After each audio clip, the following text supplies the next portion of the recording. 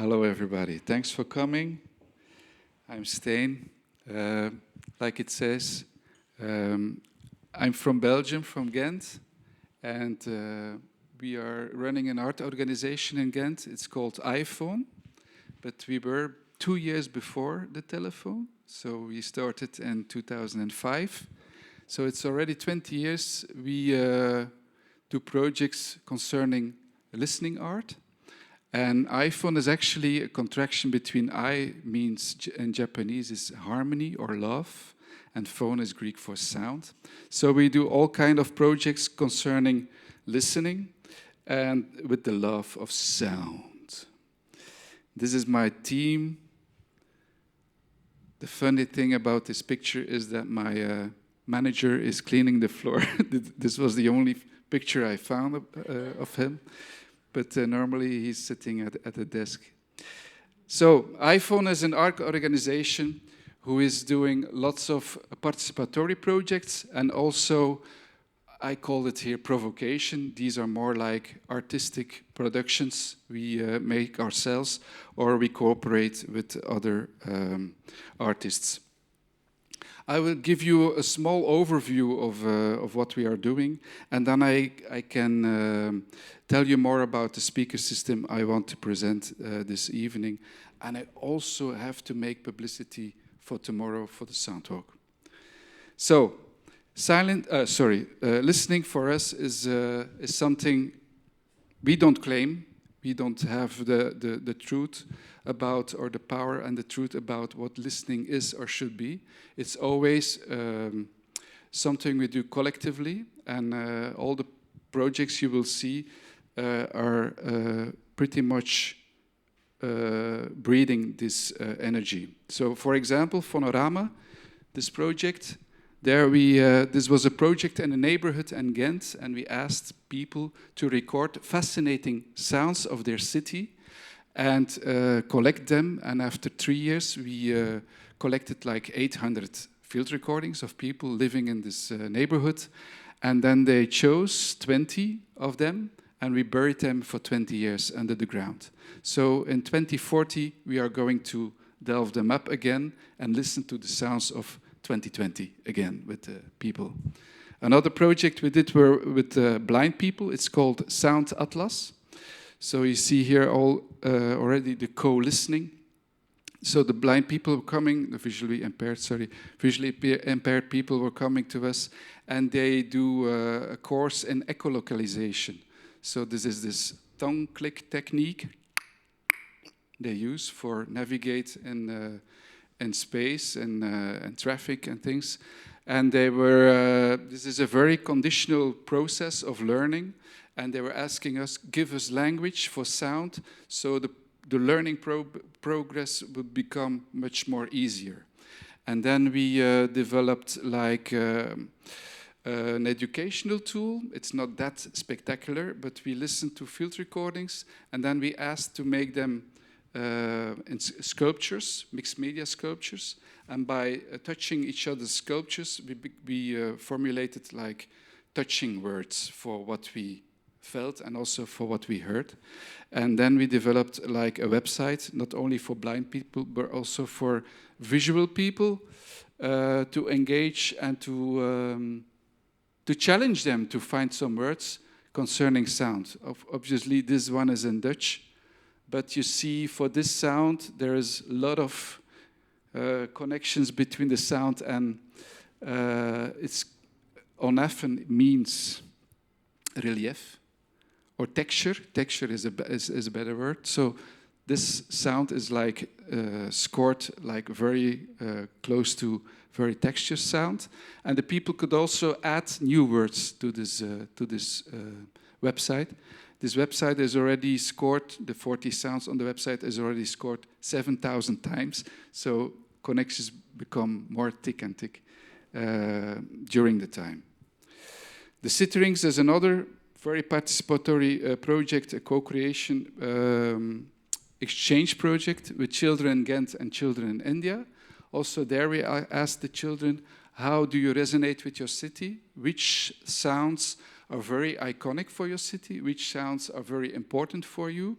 which are the most silent sounds, the most mysterious sounds, these kind of questions, and they exchange sounds with each other and go in interaction via Zoom. So this is a very nice project. But next to this, we also are doing artistic ateliers, art camps, master classes, and we have a knowledge base because we have a very participatory work. We share the knowledge, but we also building knowledge, and this is free for everybody visiting our website, and it's called Wikiphone. Next to the participatory projects, we have soundwalks, sound hackings, and also sound installations, Zenderspin. The soundwalks, this was for an art festival. We built some army helmets with the directional microphone on top. So how you looked, you were blindfolded, obviously, you see it on the picture, but the way, the direction you looked or you listened to was very directional. And you were guided by someone who could see, obviously, and then we did a sound walk blindfolded through the city. Audio hacking is already, the speakers are coming inside my story here, because audio hacking is actually a project where youngsters observe the city. We do workshop about carrying sounds, listening to the city, these kind of things. And then we go into the city and we try to hack a square with the sounds. So we have a certain composition made, and then people get directions, like choreographical directions. For example, when you hear the crickets, then you are surrounding some tourists in the city, for example. This is one of the cues. And this is a very funny thing to do.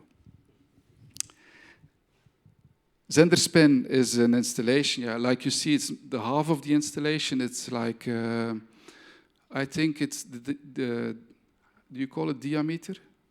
Yeah, diameter? Yes, diameter of 6 meters. And it's like a mobile you see above a bed of a baby, but this is with images. Our installation mobile is 6 meter diameter, and it's equipped with speakers. So when you touch one of the speakers, 8 speakers are turning around the heads of people sitting in the sweet spot.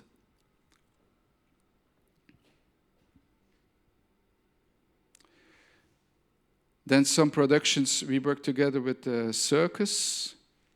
The first one is Block. There the speakers are inside all the paint pots and under the benches of the people sitting in the room, because everybody gets is a piece of the art. As you see, it's action painting, but in a very acrobatic way. So this is Block. After Block, we created Murmur, but I tell you later. Coral is the last one we created, and this is about listening and touch. The artist has a helmet in concrete, he has a jacket in concrete, he has shoes in concrete, and everything is very bouncy on stage, so acoustically you have a lot of sounds. Also, a part of the stage is equipped with a piezo, so a contact mic. We can grab some sounds and diffuse them, and the people are sitting around the performer behind the plates. You see 2 of the plates, but there are 16 surrounding the audience, and this is more or less a metaphor for the building, who is transducing the sounds via exciters. And as the performer becomes more and more in the play a building, the building becomes more and more a performer, because these are isolation plates. They are very thin and light, and I discovered when I pushed 13 hertz on these exciters, the resonance frequency of the plates began to dance, and the whole building is dancing. Then Murmur. This is also a play for 31 speakers. A lot of the speakers are inside the jacket or the costume of the performer. He pulls out the speakers to create a sound environment. A few of the speakers are still in his pocket, but suddenly producing some white noise, so he doesn't want to hear it, and he made a silence of muting them with his body. And with opening and muting, he creates sound, but also a new way of moving through the space. And the audience who is sitting around the performer is also carrying a backpack with a speaker. And there I can travel sounds around the backs of the public and the people carrying the sound, who is actually more or less accompanying the piece auditively. And in that way, the Swarm was born. So the Swarm is a speaker system we developed for display of murmur. So the first version is this one in wood. It can work indoors for the play and is equipped with an SD card. So we trigger sounds which are on the speakers. But this is still touring. So we developed this piece in 2019, and it's still touring, the piece. So I could not play with my speakers myself, and I was a little bit jealous. And then out of this need for the speakers, we developed new ones. And these are the new speakers we developed a few years ago. And this was my wish list. And it's pretty much, we were pretty much there. The audio quality, the autonomy of 8 hours, batteries inside, the modularity of the speakers. So I will show you with one hand. Or how do I do this? I can connect the speaker or disconnect the speaker magnetically. I can add another one at the other side, like this. So now you have a stereo pair. I can even turn it like this. Then you have like a more or less an omni kind of speaker system.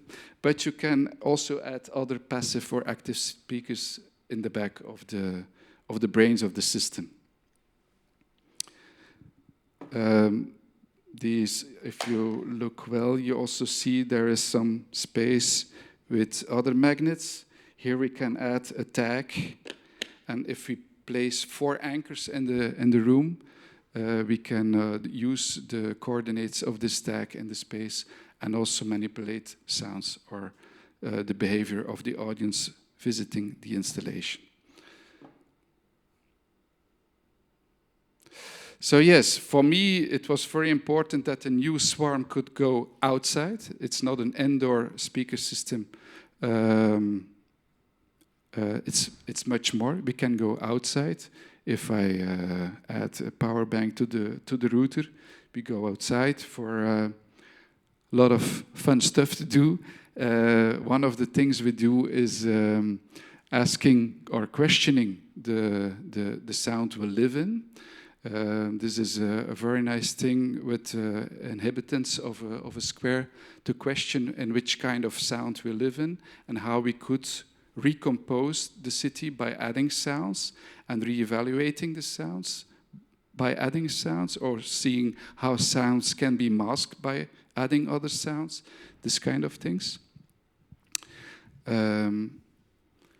So we have a chorus of footsteps. Tomorrow there is a walk at 5 where we put the speakers in a backpack and we go for a walk in the city, and I can trigger parts of my composition as we are walking through the city. These are all field recordings I trigger, so we have a fictional layer of field recordings while walking in a field recording.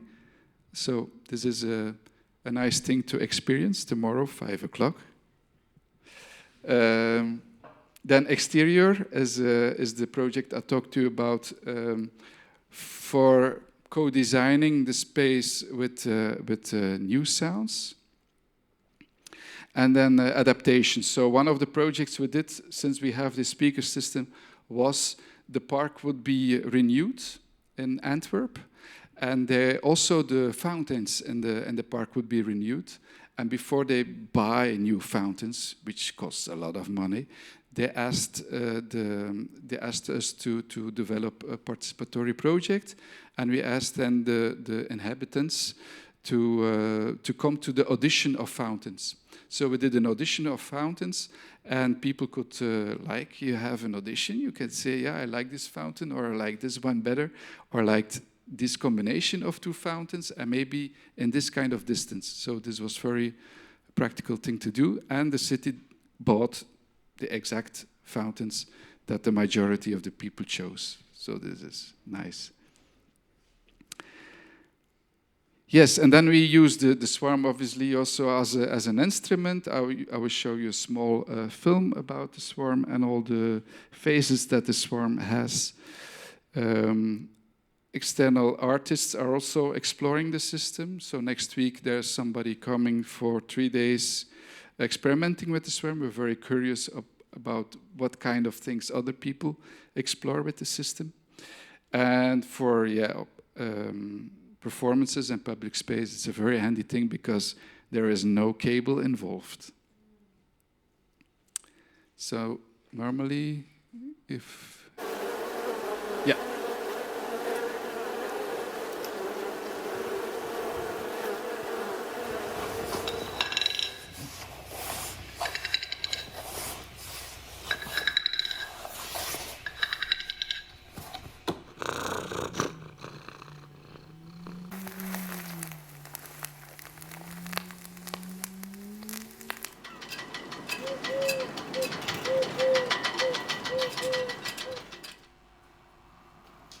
people are giving a sound massage with the speakers.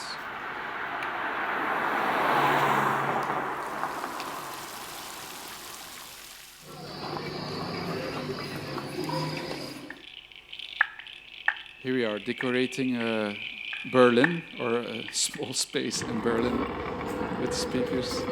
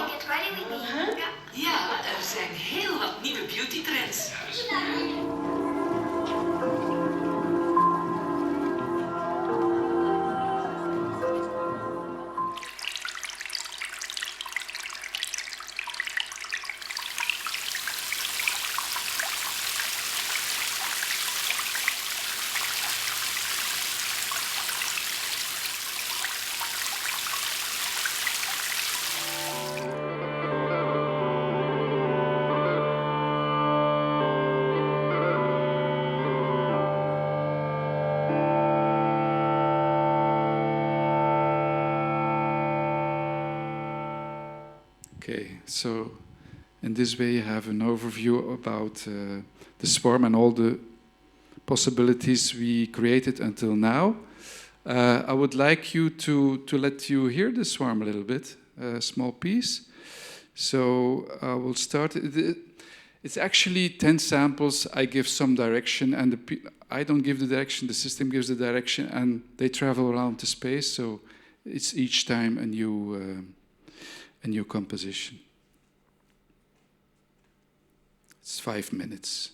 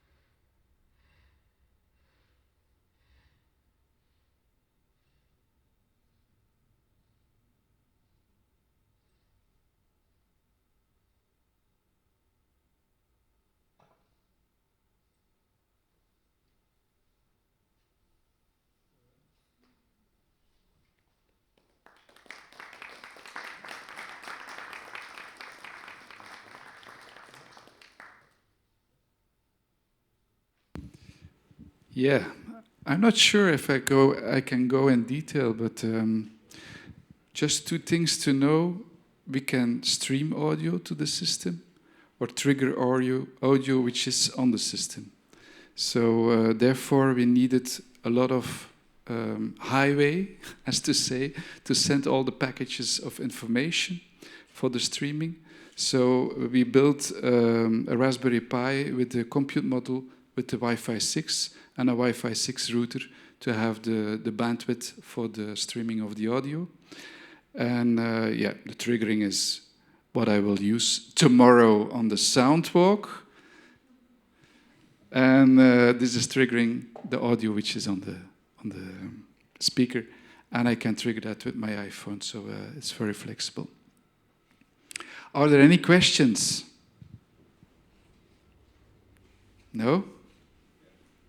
Is your system open source? Can we build it and use it ourselves? Yes. Good question. I have some technical slides about the hardware, but I also have a QR code where you have the documentation of the swarm system. Yes. Sadly, I cannot tell you more, but I can show you some slides. Maybe you understand them, because these are the slides of my colleague who developed the swarm. So these are probably all the programs he used. And I know the story about during COVID, there was the urge or the need for musicians to jam online, real time. And therefore we used the jack and the jet trip protocol. But this I don't understand, actually. It looks nice, no?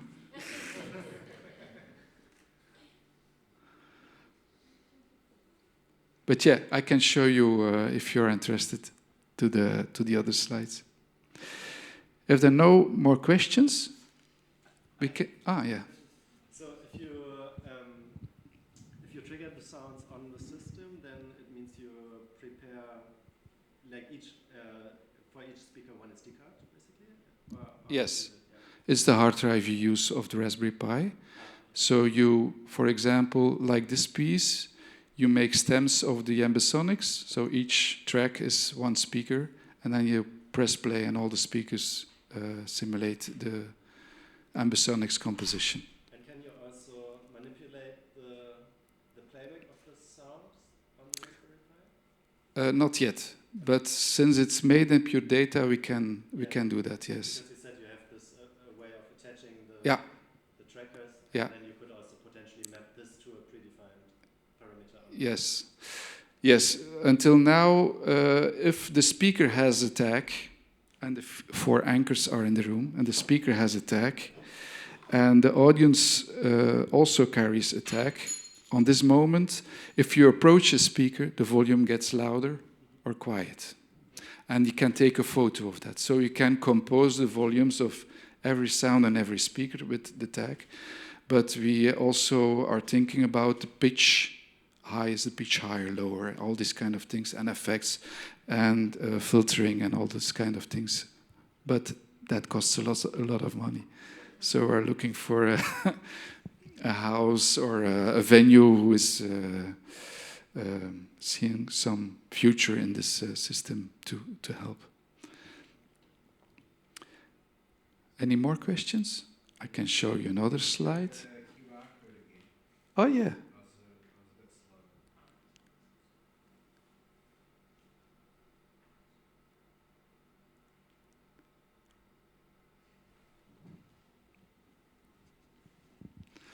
Okay, I will do a small exercise then. So I prepared normally I prepared an ambisonics. This one.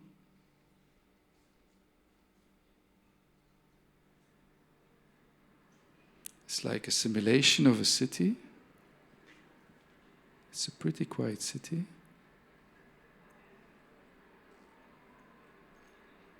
This is more Leipzig, no? Like this? This is more or less a city. And we can add some sounds to the city.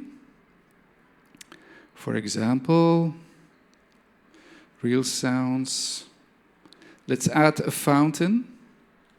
You can choose a small, medium, large, or extra small. A large one? So now speaker 2 becomes a large. Maybe you want extra small?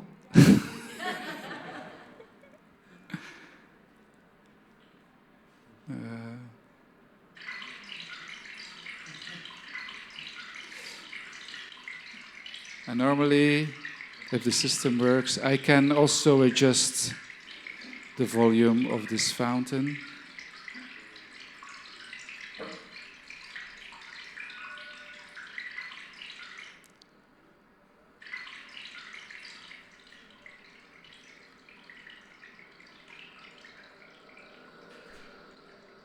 Something like this. So by adding this sound, do I need a microphone? No?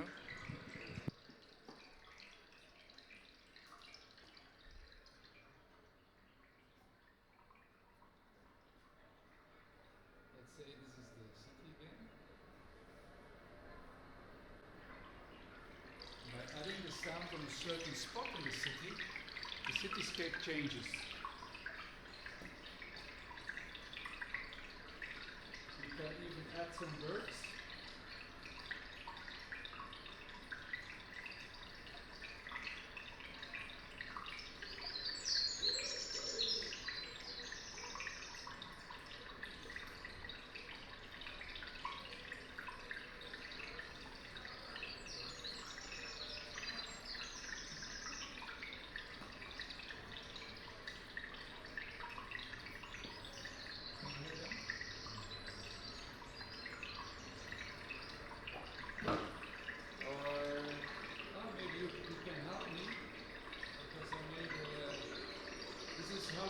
Approach it like, wait a second.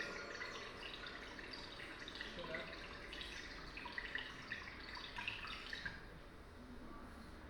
This is how we approach it.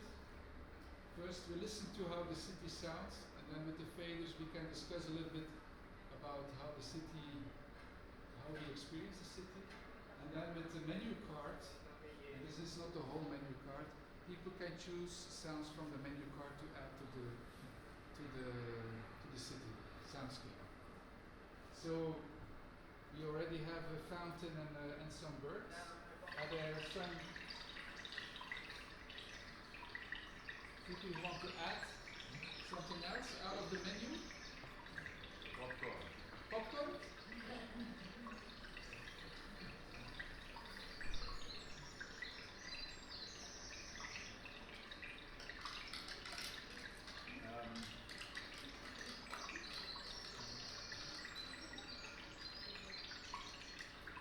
Could I have a shaver but make it for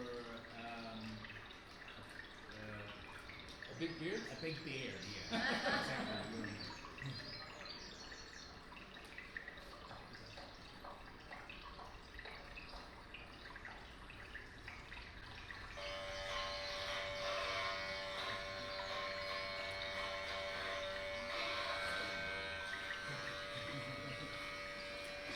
Pretty dominant, no?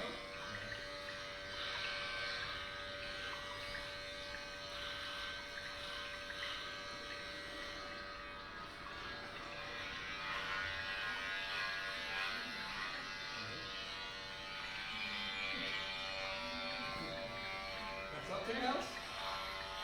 More cowbell.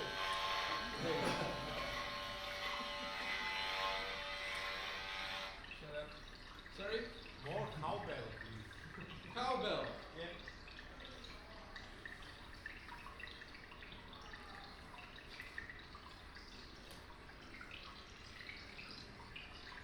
Yeah, you immediately hear the modulation of the sounds when turning, when high, lows.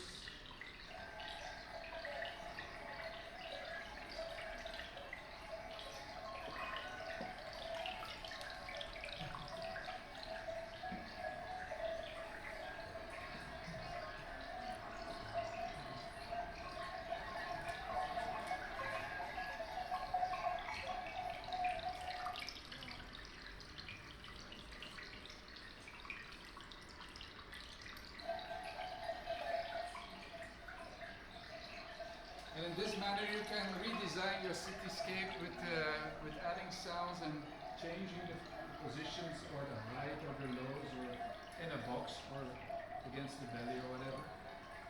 And it's a very direct way to wait a second. Shut everything down. It's a very direct way to talk about listening, how you experience the sound of the city. It's a very direct way to grab a sound, to place a sound, to position a sound, and it's also a very open way to discuss about what you like about the city sounds, how you want to change, how you want to think about the future, because sounds in the city most of the time it's like a tsunami of things we got over us, but we never got the agency to compose the sounds of the city. And these are small exercises to work with inhabitants of a square. So these characteristics on the left, are you adding these to all of your field recordings to kind of organize your library? Ah, this would be nice, but I'm not that organized. No, actually, these are some topics to open the discussion about how sound of the city resonates with everyone. So there you have already a first, I think it's very open, I think it's quite close. And then kind of discussion starts.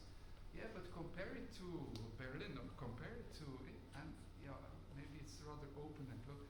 And this discussion is, for me, one of the tools to get the soundscape better. Because if we are playing the sound police, and this is and we have to shut this, and this and this, this is very much sound related. According to me, we should become virtuosos in the listening and develop a language about listening and discuss about how we listen and experience it, rather than being very like one-on-one in sound. This is, I don't think this is a good way of handling sound policy in the city.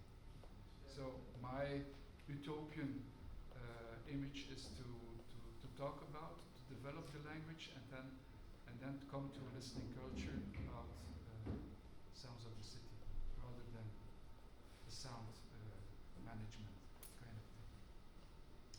It's the both, and these words are helping for people to evaluate the sound, how it is, and then this is the Chinese menu card kind of thing.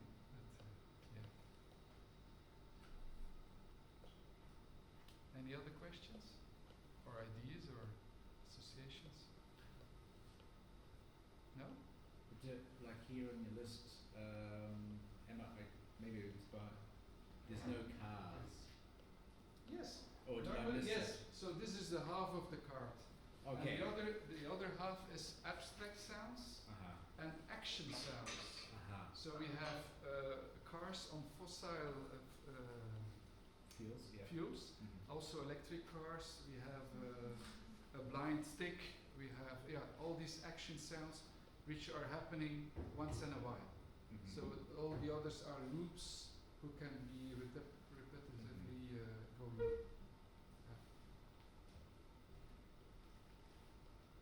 But yeah, like you saw in the small movie, we have a lot of things. Like the first one was a child guided by sounds, blindfolded through the space, and once he's touching the speaker, another sound starts, and he has to find. And then we discuss about which kind of sounds are orientating or disorientating, and what kind of sounds can we make. And then the other people were, actually, when you work with kids, there's a lot of enthusiasm in working with sound. So then I used even the people who were sitting on the bench as noise diffusers. So when I did like this, everybody did like shh, and then it became very difficult to find the sound in the space. So this is nice to do. Okay, then I thank you for attention. Thanks for having me.